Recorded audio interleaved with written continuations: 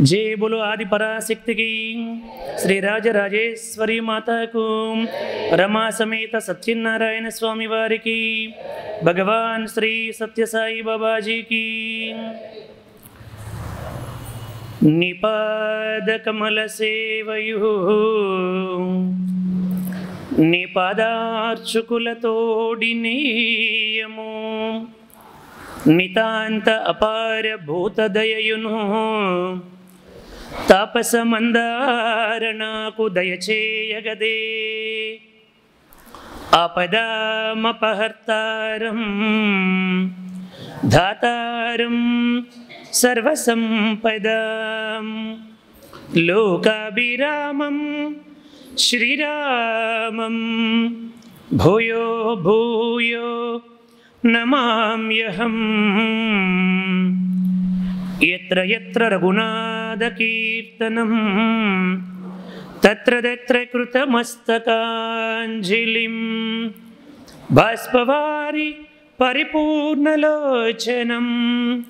मारुतिं नमत राक्षसान्तकं मारुतिं नमत राक्षसान्तकम् अंब परमेश्वरी अखिलांडेश्वरी अंब परमेश्वरी अखिलांडेश्वरी आदि पराशक्ति पालय मां आदि पराशक्ति पालय मां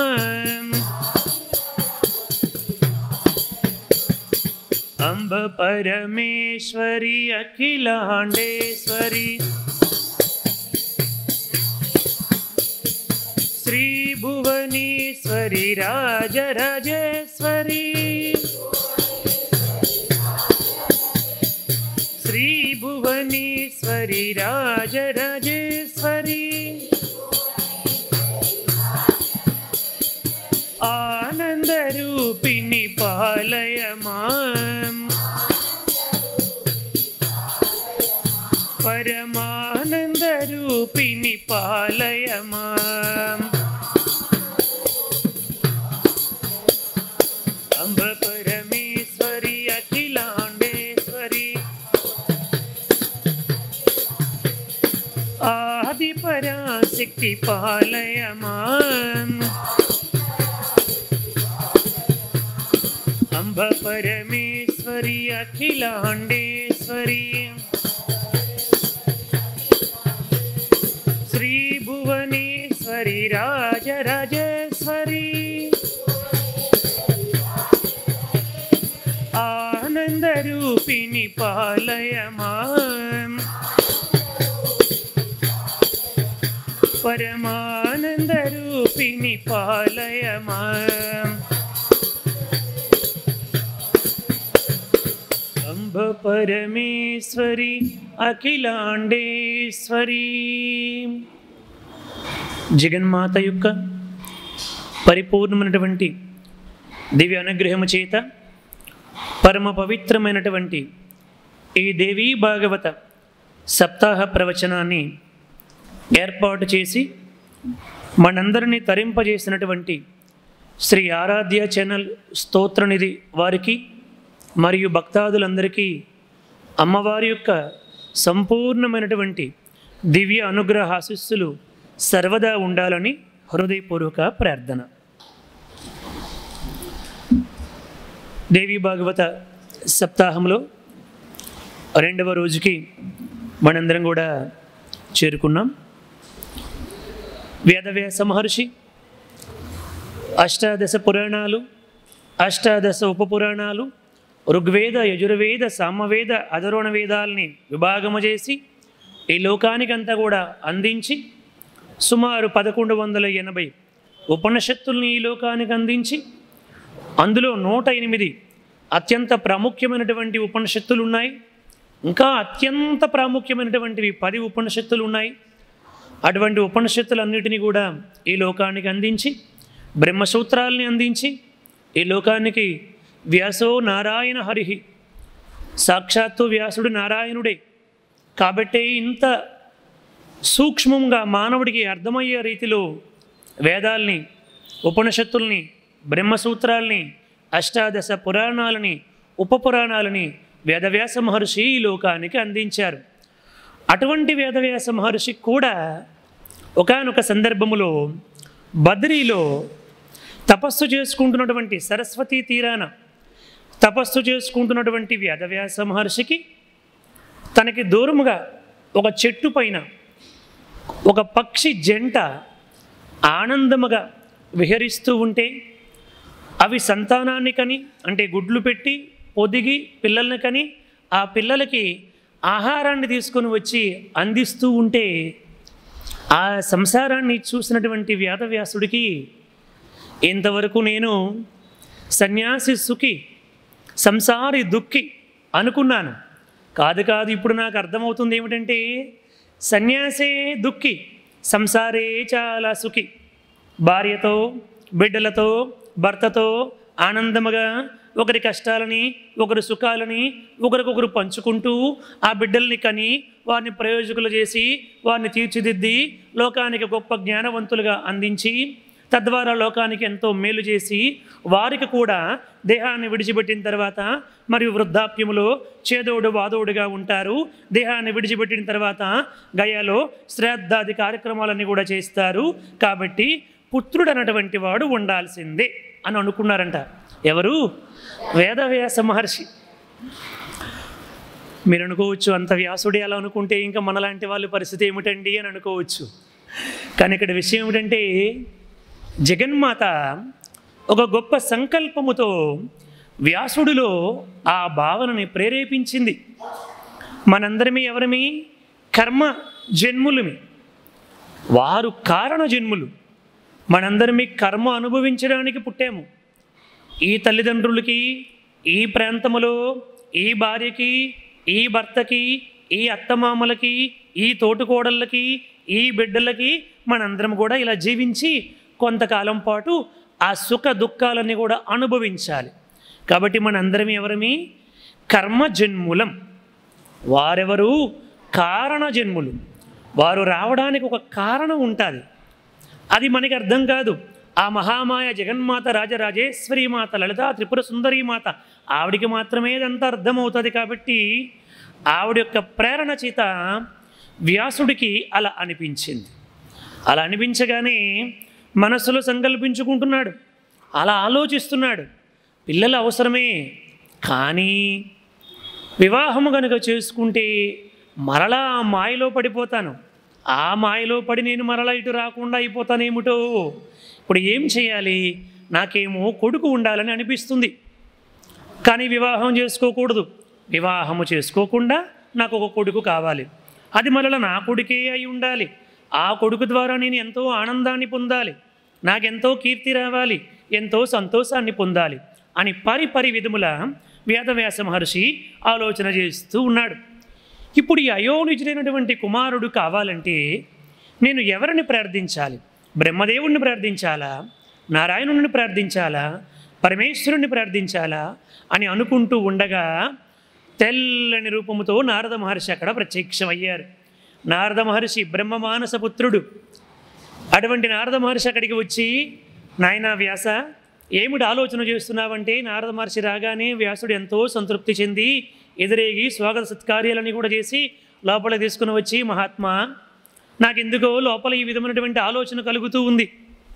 నాకు కుమారుడు కావాలనిపిస్తుంది, కానీ ఆ కుమారుడు భార్య ద్వారా నాకు వద్దు. భార్య అయితే వద్దు, కానీ కుమారుడు కావాలి. ఇది నాకు వచ్చినటువంటి ధర్మ సంకటం. కాబట్టి నేను ఎవరిని ప్రార్థిస్తే అయోనిజుడైనటువంటి కుమారుడు నాకు జన్మిస్తాడు, నా సంకల్పాన్ని నెరవేరుస్తాడు. అటువంటి కుమారుడు నాకు కావాలంటే ఏమి చేయాలో చెప్పు అని చెప్పి అడిగితే అప్పుడు నారద మహర్షి చెప్పాడు, నాయన, నేను ఒకప్పుడు బ్రహ్మలోకానికి వెళ్ళాను. అలా నేను బ్రహ్మలోకానికి వెళ్ళేటప్పుడు ఆ బ్రహ్మదేవుడు ధ్యానం చేస్తూ కనిపించాడు. అప్పుడు నేను బ్రహ్మదేవుడిని అడిగాను, బ్రహ్మదేవా, నీవు నాకు తండ్రివి, నీ సృష్టి వల్ల కదా నేను పుట్టాను. లోకములో అందరూ కూడా నిన్ను ధ్యానిస్తే నీవెవరిని ధ్యానిస్తున్నావు అని అడిగాను. నాయనా, అప్పుడు బ్రహ్మదేవుడు చెప్పాడంట నారదుడితో, లేదు నారదా, నేను ధ్యానించడమే కాదు, నువ్వు అడిగిన ఈ ప్రశ్నని నేను నా తండ్రి నారాయణుని అడిగాను. ఎవరిని? విష్ణుమూర్తిని. బ్రహ్మదేవుడు చెప్తున్నాడు నారదుడికి, నేను ఒకానొకప్పుడు వైకుంఠానికి వెళ్ళాను, వెళ్ళేసరికి నా తండ్రి విష్ణుమూర్తి కూడా ధ్యానము చేస్తూ కనిపించాడు. నారాయణ, నీ నుంచి నేను వచ్చాను, నీ నాభి కమలము నుంచి నేను పుట్టాను బ్రహ్మదేవుణ్ణి, చతుర్ముఖ బ్రహ్మగా. నీ వల్ల ఈ 14 లోకాలని సృష్టించాను. ఇదంతా నేను చేస్తూ ఉంటే నువ్వే కారకుడు, ఇది అంతటిగా నేను అనుకుంటూ ఉంటే నువ్వు ఎవరిని ధ్యానం చేస్తున్నావు అని చెప్పి నేను నారాయణుని అడిగితే, అప్పుడు నారాయణుడు చెప్పాడు, బ్రహ్మదేవా, నేను కూడా అశక్తుణ్ణే. నువ్వు నా నుంచి వచ్చి లోకాలు సృష్టించాను అంటున్నావు కదా, దానికి నేను కారకుణ్ణి అని నీవు అనుకుంటున్నావు కదా. కాదు కాదు, నీకు నాకు రుద్రుడికి కూడా ఒక జగన్మాత కారకురాలై ఉంది. ఆ మహాశక్తి, ఆ యొక్క మహాశక్తి వల్ల మాత్రమే నీవు, నేను, రుద్రుడు మనందరమి కూడా ఈ యొక్క సృష్టి కార్యక్రమాలను నిర్వర్తించగలుగుతూ ఉన్నాం. ఆవిడే ఈ సర్వానికి మూలాధారం అన్నటువంటి ఆ జగన్మాత మన త్రిమూర్తులు ముగ్గురు దగ్గర కూడా త్రిమాతలుగా అనుగ్రహించింది. ఎవరు వాళ్ళు? రాజసీ శక్తిగా సరస్వతీదేవి, తామసీ శక్తిగా మహాకాళికాదేవిని, సాత్వికీ శక్తిగా మహాలక్ష్మీదేవిని మన ముగ్గురికి అనుగ్రహించడము వల్ల, ఆ శక్తి మన పక్కని ఉండడము వల్ల మన ముగ్గురిమి సృష్టి, స్థితి, లయము అన్నటువంటి ఈ మహా కార్యక్రమాన్ని ఆ మహాశక్తి యొక్క దివ్య అనుగ్రహము చేత మాత్రమే నిర్వర్తించగలిగేము అని చెప్పారంటండి. అది అమ్మ యొక్క శక్తి అంటే. జై బోలో రాజరాజేశ్వరి మాతకు. అది అమ్మ శక్తి. అటువంటి ఆ అమ్మ అంటే ఇది ఎవరెవరికి చెబుతున్నారు? నారాయణుడు బ్రహ్మదేవుడికి చెబుతున్నాడు, బ్రహ్మదేవుడు నారదుడికి చెబుతున్నాడు, నారదుడు వ్యాసునికి చెబుతున్నాడు. కాబట్టి ఇప్పుడు నారాయణుడు అన్నాడంట, చూడు బ్రహ్మదేవా, ఒకానొకప్పుడు హయగ్రీవుణ్ణి సంహరించడములో, మధుకైటబుల్ని సంహరించడములో కూడా నాకు శక్తి సరిపోకపోతే ఆ అమ్మ యొక్క శక్తి వల్లనే నేను హయగ్రీవుడు అన్నటువంటి రాక్షసుణ్ణి సంహరించగలిగాను, మధుకైటబుల్ని సంహరించగలిగాను. కాబట్టి నాకు కూడా అశక్తుడిని నేను కూడా ఆ అమ్మ యొక్క శక్తి వల్లే నేను ఈ మహత్ కార్యక్రమాలు చేయగలిగాను అని చెప్పారండి. మరలా ఈ చరిత్రనంతటిని ఇక్కడ ఎవరెవరికి చెబుతున్నారు? నైమిషారణ్యములో సూతుడు సౌనికాది మహామునులకు చెబుతున్నాడు. ఇది ఆర్డర్. ఇప్పుడు ఈ విషయాన్ని చెప్పగానే వెంటనే సూతుడిని నైమిషారణ్యములో సౌనికాది మహామునులు అడిగారంట, ఏమిటి సూత మహర్షి, ఆ అమ్మ యొక్క శక్తి అంత గొప్పదా? నారాయణుడు కూడా హయగ్రీవుణ్ణి సంహరించలేకపోయాడా? మధుకైటబులు సంహరించలేకపోయాడా? ఆ చరిత్ర ఏమిటో మాకు చెప్పు అని చెప్పి వీళ్ళందరూ కూడా ముకులిత హస్తాలతో ప్రార్థన చేశారు. ఎవరిని? సూత మహర్షిని. అప్పుడు సూతుడు చెప్పడం ప్రారంభించాడు, నాయన హయగ్రీవుని యొక్క చరిత్ర చెబుతాను, జాగ్రత్తగా వినండి. అమ్మ యొక్క శక్తి ఎంత గొప్పదంటే, ఒకానొక సందర్భములో శ్రీహరి యొక్క తల తెగి పడిపోయేలాగా ఆ అమ్మే శాపాన్ని పెట్టింది. తర్వాత అమ్మ యొక్క శక్తి చేత మరలా శ్రీహరికి మరలా తల వచ్చి హయగ్రీవుడు అన్నటువంటి రాక్షసుణ్ణి సంహరించగలిగారు. దీని అంతటికీ వెనకాతల అమ్మే కారుకురాలై ఉంది. అటువంటి ఆ హయగ్రీవుడి యొక్క చరిత్ర చెబుతాను, జాగ్రత్తగా వినండి అని చెప్పాడు. ఒకానొకప్పుడు అమ్మని తామసీ శక్తితో హయగ్రీవుడు అన్నటువంటి రాక్షసుడు, హయగ్రీవుడు అని చెప్పంటే మొండిము నుంచి కింద వరకు అంతా కూడా మానవ దేహము ఉండి, ఈ యొక్క తల నుంచి అంటే పీక నుంచి పై అంత అంటే మెడ భాగము నుంచి పైనంతా కూడా గుర్రము ఆకారముతో ఉంటాడు. అటువంటి ఒక రాక్షసుడు పుట్టుకొచ్చాడు. రాక్షసులు అనేక రూపాల్లో పుట్టుకొచ్చారు. మనం ముందుకు వెళ్తే అన్ని విషయాలు తెలుసుకుంటాం. అందులో ఇటువంటి వాడు వీడు ఒక రాక్షసుడు అన్నమాట. ఇంతకు పూర్వం మీకు గార్ధవనేశ్వరుడని ఒకరిని తీసుకొచ్చి చెప్పామన్నమాట. అట్లా అనేక మంది పుట్టారు. ఈ హయగ్రీవుడు అన్నటువంటి వాడు పుట్టి ఎలాగైనా సరే గొప్ప తపస్సు చేసి శక్తి సంపాదించాలని చెప్పి అనుకుని అమ్మని తపస్సు చేశాడు.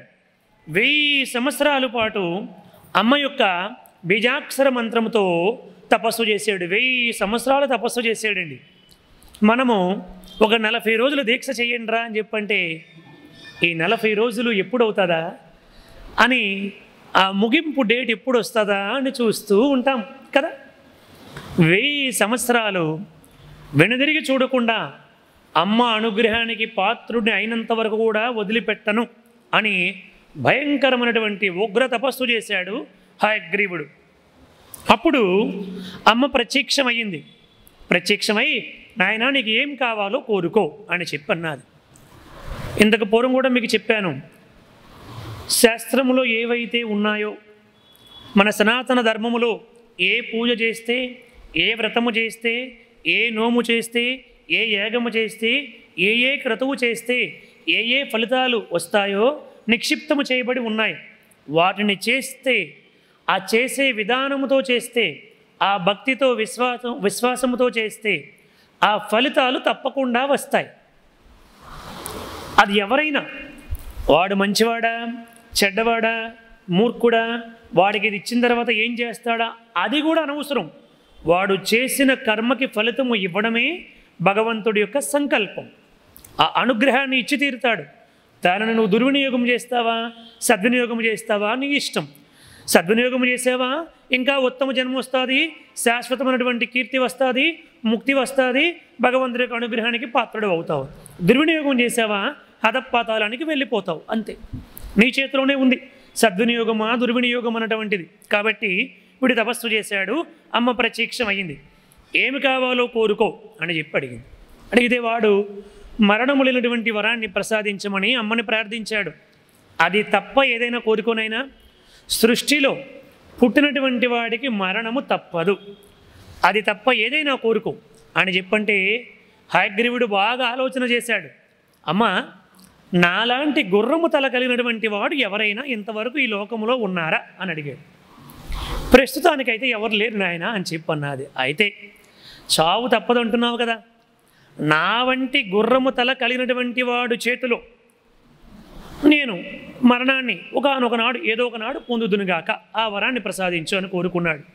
తప్పకుండా, చాలా కాలం పాటు కష్టపడి తపస్సు చేసావు, వరాన్ని ఇస్తున్నాను, కొంచెం జాగ్రత్తగా మెసులుకోనైనా అని అమ్మ చెప్పి అంతర్ధానం అయ్యింది. ఇప్పుడు అంటే అమ్మవాడికి సాకార రూపంతో దర్శనం కలిగించలేదు, అశరీరవాణిగానే ఇదంతా కూడా అమ్మవాడికి చెప్పింది. సరే, అయితే వరం పొందిన తర్వాత ఊరుకుంటాడా? వరాలు రాకముందే అన్నీ, వరాలు వచ్చిన తర్వాత మనం కూడా మనకు కనుక డబ్బు ఉంటే ఎన్ని గొప్ప సేవలు చేద్దామో అనుకుంటాం. డబ్బు వచ్చాక మనం ఏం చేస్తామో మన స్వామివారికి తెలుసు. ఎందుకంటే మన గత జన్మలు వారికి తెలుసు కాబట్టి అవన్నీ చేస్తాం. నాకు కూడా మంచి పదవి ఉంటే బాగున్ను, సింగిల్ డే నా సీఎం అయితే బాగున్ను, నేను ఈ రాష్ట్రాన్ని ఎంతో అభివృద్ధి చేద్దును అనుకుంటాం. ఎవరు పదవి లేని వాళ్ళు. పదవి వచ్చిన తర్వాత మనం ఏం చేస్తామో మన గత చరిత్ర ఆయన దగ్గర ఉంది కాబట్టి ఆయనకి అవన్నీ కూడా తెలుసు మాట. కాబట్టి వాడు వెంటనే విర్రవీగాడు. సుర సిద్ధ నర కిన్నెర యక్ష చార అసుర విద్యాధర గంధర్వాదులందరినీ కూడా ఓడించుకుంటూ, అందరినీ భయభ్రాంతులకు గురి చేసుకుంటూ భయంకరమైనటువంటి ఘోర కృత్యాలని కూడా చేయడం మొదలుపెట్టాడు. అందరిని కూడా హింసించడం మొదలుపెట్టాడు. అందరూ నన్నే పూజించండి, నేను చెప్పినట్లుగే చేయండి అంటూ అందరినీ శాసించడం మొదలుపెట్టాడు. ఇంకా ఏమీ చేయలేక అందరూ కూడా, దేవతలందరూ కూడా అనేక దిక్కులకు పారిపోయి అందరూ కలిసి ఒకచోట సమావేశాన్ని ఏర్పాటు చేసుకుని అందరూ కలిసి బ్రహ్మదేవుడి దగ్గరికి వెళ్ళి బ్రహ్మ ద్వారా నారాయణుడి దగ్గరికి వెళ్ళి ప్రార్థన చేశారు. నారాయణుడిని ప్రార్థన చేయగానే సరే తప్పకుండా నేను వస్తాను, వాడితో యుద్ధము చేస్తాను అని చెప్పి వచ్చారు. నారాయణుడు సారంగం అన్నటువంటి కోదండాన్ని పట్టుకొని, కౌమోదికనటువంటి గదన పట్టుకొని గరుత్మంతుడిపై వాడి దగ్గరికి వచ్చాడు. ఇద్దరికి మధ్య కూడా భయంకరమైనటువంటి యుద్ధం ప్రారంభమైంది. రోజులు గడుస్తూ ఉన్నాయి. నారాయణుడు ఎంత యుద్ధం చేస్తున్నా కూడా ఆ హయగ్రీవుడు కొంచెం కూడా అలసిపోవట్లే. ఆనందముగా యుద్ధం చేస్తున్నాడు వాడు, కొంచెం కూడా అలసట చెందటలే. ఇట్లా 10,000 సంవత్సరాల పాటు యుద్ధం జరిగిందంటండి. చూడండి, 10,000 సంవత్సరాలు. చివరికి హయగ్రీవుడు అలసిపోలే, నారాయణుడు అలసిపోయాడండి. నారాయణుడు అలసిపోయి ఆయన సంకల్పించుకున్నాడంట, వీడు ఏదో వరాన్ని పొంది ఉండి ఉంటాడు, అందుకోసం వీడు నన్ను నిగ్రహించగలుగుతున్నాడు, నన్ను ఎదిరించి 10,000 సంవత్సరాల పాటు వీడు నిలబడి యుద్ధము చేయగలిగాడంటే వీడికి ఏదో శక్తి ఉంది, తత్కారణము చేత వీడు యుద్ధము చేయగలుగుతున్నాడని చెప్పి నేను కొంచెం విశ్రాంతి తీసుకుంటానని నారాయణుడు ఎవరికి చెప్పకుండా టిక్మని అంతర్ధానం అయిపోయాడండి. అంతే, ఎవరికి పెట్టకుండా నేను కొంచెం విశ్రాంతి తీసుకుంటానండి, అలా వెళ్ళొస్తాను, అందాక మీరు యుద్ధం చేయండి రా అని దేవతలతో కూడా చెప్పకుండా అంతర్ధానం అయిపోయాడు. ఎప్పుడైతే నారాయణుడు అంతర్ధానం అయిపోయాడో దేవతలందరినీ కూడా పట్టుకొని హయగ్రీవుడు కాళ్ళు చేతులు విరగొట్టేసి చిత్రహింసలకు గురి చేశాడు. ఏమిట్రా, నాతో యుద్ధానికి వస్తారేమిట్రా, జాగ్రత్త, మరలా ఇంకొకసారి కనుక ఈ యొక్క ఇంద్ర పదవి నాదనుకుని ఎవరైనా వచ్చారో కాళ్ళు చేతులు విరగొడతాను పోండి అని చెప్పి అవలీలగా అమరావతిని స్వాధీనం చేసుకుని పరిపాలించడం మొదలుపెట్టాడు హయగ్రీవుడు. ఇప్పుడు దేవతలందరూ కూడా పారిపోయి బ్రహ్మదేవుడితో కలిసి రుద్రుడితో కలిసి ఇంతకీ నారాయణుడు ఎక్కడికి వెళ్ళిపోయాడబ్బా అని అందరూ కలిసి నారాయణుని నిలకడం మొదలుపెట్టారు. అందరూ కలిసి బ్రహ్మదేవుడు నాకెందుకో ఈ క్షీరసాగర తీర ప్రాంతంలోనే ఎక్కడో ఉన్నట్లుగా అనిపిస్తుంది, పదండి చూద్దామని చెప్పి అలా చూసుకుంటూ వెళ్ళారు. వెళ్ళేసరికి ఒక చోట నారాయణుడు నిద్రపోతూ కనిపించారు. ఎక్కడది? యోగ నిద్ర. ఆ నిద్ర మనలాంటి నిద్ర కాకుండా ఆ నిద్రపోవడానికి ఆయన ఒక పద్మాసనం వేసుకొని ఆ క్షీర సముద్ర తీర ప్రాంతంలో చెక్కినటువంటి చదునటువంటి ప్రదేశాన్ని చూసుకొని పద్మాసనం వేసుకున్నారంట. వేసుకొని సమాధి స్థితిలో విశ్రాంతి తీసుకోవడం అన్నమాట. ఆ సమాధి ముద్రలో కూర్చొని నిద్రపోతూ ఉంటే కొంచెం ఇలా తల అటు ఇటు ఊగుతూ ఉంటే ఈ తల ఊగకుండా ఉండడానికి ఏం చేద్దామని నారాయణుడు ఆలోచన చేసి తన సారంగం అనేటువంటి కోదండం అక్కడ ఉంది కదా, ఆ కోదండాన్ని అక్కడ గుచ్చుకున్నాడంట. గుచ్చుకుని దానిపైన ఆ కోదండం పైన ఈ గడ్డం ఆనించి సమాధి స్థితిలో యోగ నిద్రలో విశ్రాంతి తీసుకోవడం మొదలుపెట్టాడు నారాయణుడు. దాన్ని చూశారండి వీళ్ళందరూ. ఇదేమిటిది? నారాయణుడు ఏమిటి హయగ్రీవుడితో యుద్ధము చేయలేక అంతర్ధానం అయిపోవడం ఏమిటి, ఇక్కడికి రావడం ఏమిటి, ఈ నిద్ర ఏమిటని వాళ్ళకేమీ అర్థం కాలేదు. బ్రహ్మదేవ, వాడు మరలా వచ్చాడంటే మరలా యుద్ధానికి సిద్ధమైపోతాడు కాబట్టి ఇప్పుడు వెంటనే నారాయణుడు నిద్రను ఉపసంహారణ చేయి, కాబట్టి నిద్ర నుంచి మేల్కొల్పు అని చెప్పి బ్రహ్మదేవుడి కంటే అయ్యో నిద్ర నుంచి మేల్కొల్పితే మహాపాపం ఆయన, అందులోనికి ఆయన ఎవరు? నారాయణుడు. అది యోగ నిద్ర. అదేమైనా మామూలు ఉపన్యాసం చెబుతున్నప్పుడు వచ్చినటువంటి నిద్ర కాదు, కాదు, అది యోగ నిద్ర. కాబట్టి ఆ నిద్ర నుంచి మేల్కొల్పితే అది మహాపాపం, నేనైతే లేపను బాబు అన్నాడు. అదేమిటయ్యా, మరి నీవు లేపకపోతే పరమేశ్వర నీవు అతనికి నిద్ర నుంచి మేల్కొల్పు అని చెప్పంటే అయ్యో ఇది మహాపాపం, నేను మేల్కొల్పను అన్నాడు ఆయన. ఎవరికి వాళ్ళే ఇది మహాపాపం అంటే మహాపాపం అనుకుంటూ ఊరుకున్నారు. వాడు ఊరుకుంటాడా రాక్షసుడు, వాడెక్కడొచ్చేస్తాడో అని భయం. అందుకోసం చెప్పి బ్రహ్మదేవ ఏదో ఒకటి చేయవయ్యా అని చెప్పి అందరూ కూడా బ్రహ్మదేవుడిని ప్రార్థన చేస్తే అప్పుడు బ్రహ్మదేవుడు అన్నాడు, చూడండి ఇప్పుడు నేను ఒక కీటకాన్ని సృష్టిస్తాను అని చెప్పి వమ్రి అన్నటువంటి ఒక పురుగుని సృష్టించాడు బ్రహ్మదేవుడు. వమ్రి అని చెప్పంటే చెద పురుగు. ఒక చెద పురుగుని సృష్టించి, ఓ చెద పురుగా నీవు వెళ్ళి ఆ నారాయణ నిద్రపోతున్నాడు కదా, ఆయన యొక్క విల్లి త్రాడు ఉంది కదా, ఆ వింటి నారిని కొరికాయి. అది కొరికేస్తే అది వంచి వేయబడినటువంటి విల్లు కాస్త ఇలా పైకి లేస్తుంది. అలా లేచినప్పుడు నారాయణుడికి మెలుకు వస్తుంది కదా వెంటనే. అప్పుడు నువ్వు కీటకానివి కాబట్టి నీకు ఏ తప్పు ఏ పాపము వర్తించదు అని చెప్పి ఆ చెదపురుగుని సృష్టించి బ్రహ్మదేవుడు ఈ విషయాన్ని చెప్పాడు. అప్పుడు ఆ చెదపురుగు అందంట, ఏమిటేమిటి మీరందరూనేమో ప్రశాంతంగా నిర్మలంగా నిశ్చలంగా ఇక్కడ ఉంటారా, నన్నేమో ఒక కీటకాన్ని సృష్టించేసి నారాయణుడేమో విశ్రాంతి తీసుకుంటూ ఉంటే యోగ నిద్రలో ఉంటే నన్ను వెళ్ళి వింటి నారి కొరకమంటారా, ఆ పాపమేమో నాకా, ఇదంతా కలిసి మీరు ఒక కుట్ర, ఈ కుట్ర చేసి నన్ను ఇరికించాలని చూస్తున్నారు మహాప్రభో, నేను కొరకనంటే కొరకను అని చెప్పి అన్నదంట. చూడండి ఎవరు? చెదపురుగు. ఒక చెదపురుగు కూడా బ్రహ్మదేవుడి దగ్గర, నారాయణుడి దగ్గర, రుద్రుడి దగ్గర, దేవతల దగ్గర, క్షీరసాగరం దగ్గర ఉండడం వల్ల ఆ చెదపురుగుకు కూడా ఏది ధర్మమో ఏది అధర్మమో తెలిసిపోయింది. కాబట్టి సత్సంగం అంటే అంత గొప్పది అని చెప్పింది మన శాస్త్రం. చూడండి, అందుకే సత్సంగము దగ్గర ఉంటేనే, సద్భక్తుల దగ్గర ఉంటేనే మనకి ఏది ధర్మమో ఏది అధర్మమో తెలుస్తుంది. అదే మనం బయట వ్యక్తుల దగ్గర ఉన్నామనుకోండి, ఎవరికైనా పక్కన గొడవ వచ్చిందనుకోండి, పక్క వాళ్ళకి ఎవరికైనా వెళ్ళి చెప్పామనుకోండి, ఒక సద్భక్తుడికి చెప్పారనుకో, ఏ జన్మ కర్మశేషము, తొందరపడొద్దు, పోనీలే అంటే అన్నీ వదిలే, గత జన్మలో ఆయనకి నీకు ఏదో వైరం ఉండుంటుంది, అందువల్ల మీ ఇద్దరికి ఇలా జరుగుతుంది, వదిలే అని చెప్పి అంటాడు. ఇదే ఒక సత్సంగం లేనటువంటి వ్యక్తికి ఇలా చెప్పారనుకో, వాడెవడు, వాడి శక్తి అనగా ఏమిటి, వాడి యుక్తి అనగా ఎంత, వాడి సంపద అనగా ఎంత, వాడి చదువు అనగా ఎంత, వాడిని వేసేయి, వాడిని లేపేయి, నేను చూసుకుంటానంటాడు వీడు. ఇది సత్సంగానికి దుస్సంగానికి ఇది తేడా కదండి. బయట వాళ్ళు మనకి ఇచ్చే సలహాలన్నీ కూడా ఇలాగే ఉంటాయి. అదే సద్భక్తులైతే జాగ్రత్తగా ఆచితూచి ఆ సందర్భానికి ఏం చెప్పాలో అలా చెబుతారు, అది సత్సంగం. అందుకని ఇప్పుడు ఇలా మాట్లాడేసరికి ఈ చెదపురుగు బ్రహ్మదేవుడు, ఓసే చెదపురుగా, నేను పుడితే, నేను సంకల్పిస్తే పుట్టి నాకే నీతులు నేర్పిస్తున్నావటే, కానీ ఏం చేస్తాం, కానీ సరే ఇది తప్పదు, ఇది లోక కళ్యాణం కొరకు చేయమంటున్నాము, ఈ పని మా మాట విను, నీకు శాశ్వతమైనటువంటి కీర్తి వస్తుంది, గొప్ప పేరు వస్తుంది అని చెప్పంటే, సరే మీరు కొరకమన్నారు కాబట్టి కొరుకుతాను, సరే మరి నాకు ఏమిటి ప్రయోజనం దీన్ని చేయడం వల్ల, కీర్తి ఎలాగా వస్తుంది, కీర్తితో పాటు నాకు ఏమిటి ప్రయోజనం అని చెప్పి అడిగిందంట. సరే ఇక నుంచి ఎవరైనా యాగము అంటే యజ్ఞము చేస్తుండేటప్పుడు అందులో హవిర్భాగాలు వేస్తారు కదా, వాటిని సుక్కు శ్రోమ అన్నటువంటి 2 తీట్లతో తీసుకుని వెళ్ళి వేస్తారు. అలా వేసేటప్పుడు ఎంత జాగ్రత్తగా వేసినప్పటికీ కొంత భాగము కింద పడిపోతుంది, అంటే ఆ యజ్ఞగుండానికి ఆనుకుని ఎక్కడో చోట కిందగానే పడిపోతుంది. అలా కింద పడిపోయినటువంటి యజ్ఞ హవిర్భాగం అంతా నీదే అని అన్నాడంటండి బ్రహ్మదేవుడు.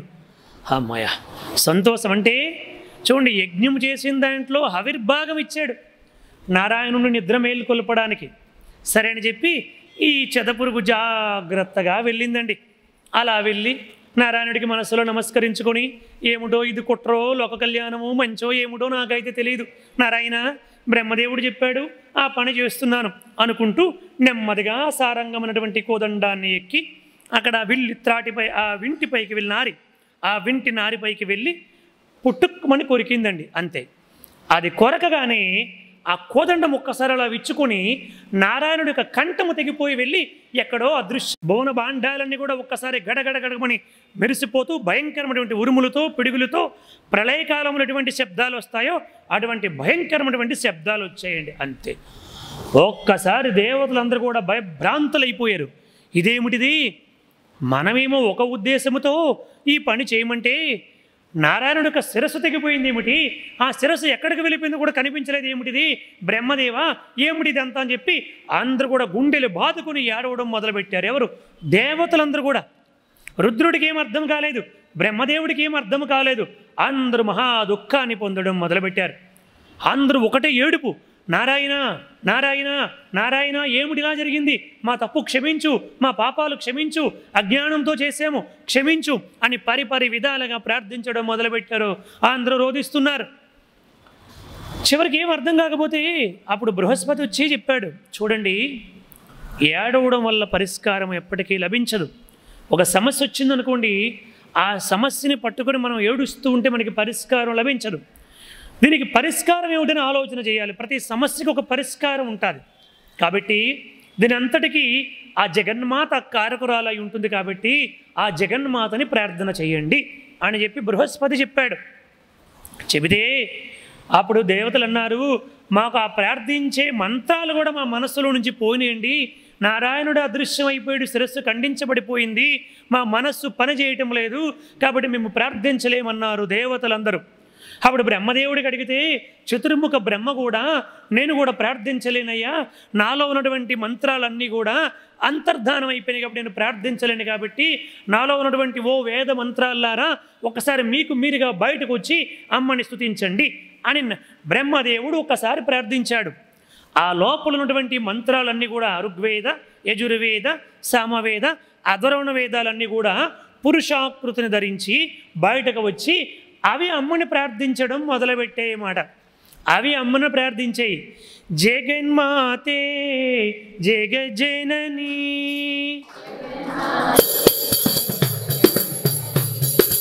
జగన్మాతే జగజ్జననీ,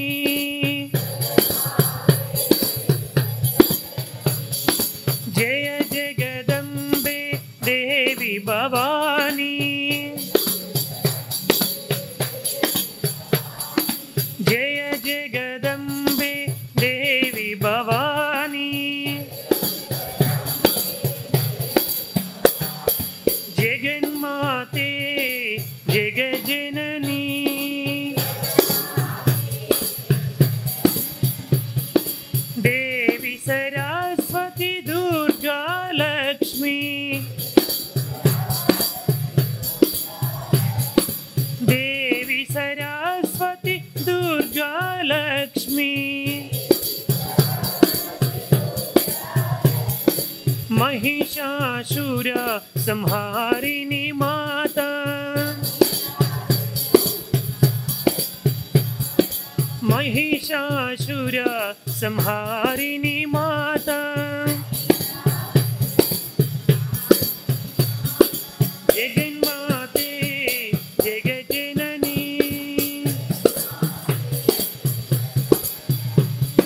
जय जगदम्बे देवी भवानी जगन्माते जगज्जननी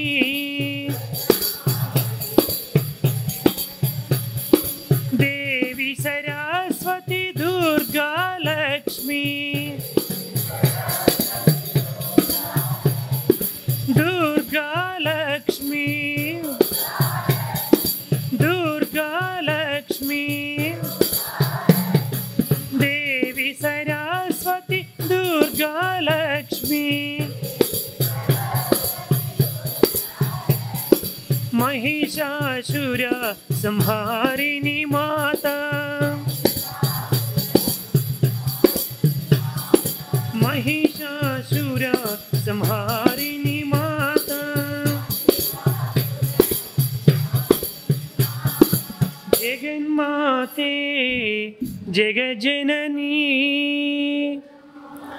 అంటూ అమ్మని ఆ వేదాలన్నీ కూడా స్తుతించడం ప్రారంభించాయి. అప్పుడు అమ్మ ఒకసారి ప్రత్యక్షమై అంటే ఆకాశవాణిగా అమ్మ వాళ్ళందరికీ ఒక విషయాన్ని చెప్పడం మొదలుపెట్టింది. అమ్మ ఏం చెప్పిందంటే, చూడండి, ఈ నారాయణుడికి ఈ విధముగా అంటే శ్రీహరికి తల తెగి పడిపోవడానికి నేనే కారుకురాలుని, మీరందరూ కూడా ఏమీ బాధపడొద్దు, నా వల్లనే అమ్మకి అమ్మ యొక్క ప్రేరణ చేత లక్ష్మీదేవి చేత నేను ఈ విధముగా శాపాన్ని పెట్టించాను నారాయణుడికి, తత్కారణముగా ఆయన యొక్క శిరస్సు తెగింది, మీరేమీ బాధపడొద్దు అని అమ్మ చెప్పింది. వాళ్ళు ఆశ్చర్యపోయారు. దీని వెనకాతల కథ ఏమిటంటే, ఒకానొకప్పుడు నారాయణుడికి ఆది లక్ష్మీమాత క్షీరసాగరములో పవలించి ఉండేటప్పుడు పాదసేవ చేస్తూ ఉంది. నారాయణుడు అలా పాదసేవ చేయించుకుంటూ ఒకసారి అకారణంగా ఆవిడని చూసి నవ్వాడంట. అకారణంగా ఎవరికైనా సడన్గా చూసి అకారణంగా నవ్వారు అనుకోండి, ఏమిటో ఇంతకీ నా ఉపన్యాసం బాగుందని నవ్వాడా, బాగోలేదని నవ్వాడా, లేకపోతే పాట బాగోలేదని నవ్వాడా, తాళము తప్పు కొట్టేనా అని పరిపరి ఆలోచనలు వస్తాయి కదా.